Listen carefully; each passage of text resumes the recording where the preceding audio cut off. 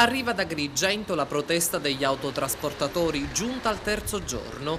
Da ieri sera decine di tir sono sistemati lungo la statale 115 di fronte allo stabilimento Italcementi di Porto Empedocle. Altri si trovano nei pressi della rotatoria Giunone, altri anche lungo la strada per Raffadali.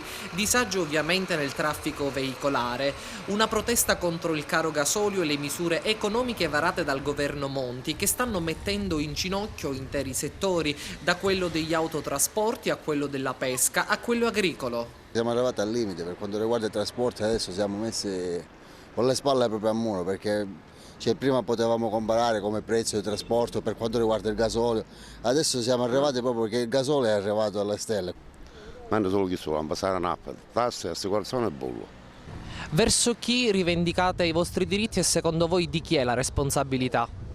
La responsabilità della classe politica sicuramente, forse anche nostra, perché alla fin fine la classe politica siamo noi che l'abbiamo messa lì a rappresentarci. Speriamo, ci auguriamo che si muovano nelle giuste direzioni perché possa realmente cambiare qualcosa.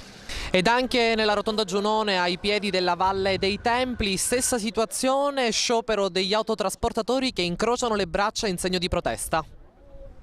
Mi farebbe piacere vedere più che altro gli agricoltori, gli impiegati e tutti gli altri, perché non è una situazione che interessa solo l'autotrasporto, ma di qua a 5-6 mesi interesserà tutta la catena alimentare, tutto l'impossibile e l'immaginabile. E se entro giorno 20, venerdì prossimo, che dovrebbe essere la conclusione di questo sciopero, non ci fosse una soluzione definitiva, voi continuerete ad oltranza? Continueremo ancora sempre a fare, però questa volta ancora più pesante.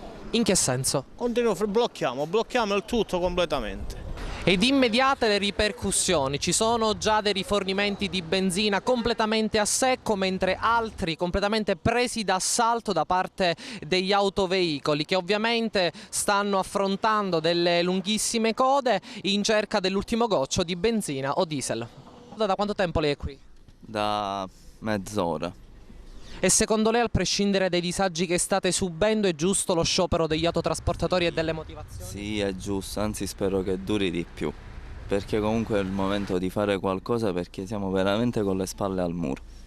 Secondo me è giusto, però noi dobbiamo pensare che in Sicilia il 49% del benzene abbiamo le raffinerie a Gela e le raffinerie a Siracusa.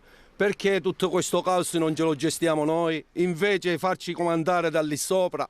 Avessimo essere tutti a scioperare, tutti. Io ho un esercizio da Agrigento, però se non ho la macchina non posso venire a Porto Empedocle a prendere il pesce per lavorare.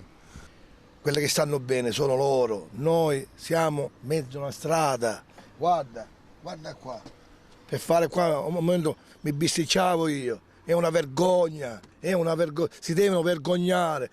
Signora, lei è l'ultima della fila, sa che andrà incontro a minimo mezz'ora di attesa, ma secondo lei, al prescindere delle difficoltà che state affrontando, è giusta la motivazione che sta spingendo gli autotrasportatori a scioperare? Sì, è corretto, non si può stare così in attesa di che cosa? Ci devono pure dare ascolto, aiuto, non è corretta la funzione dello Stato. Diesel avanti, benzina esaurita!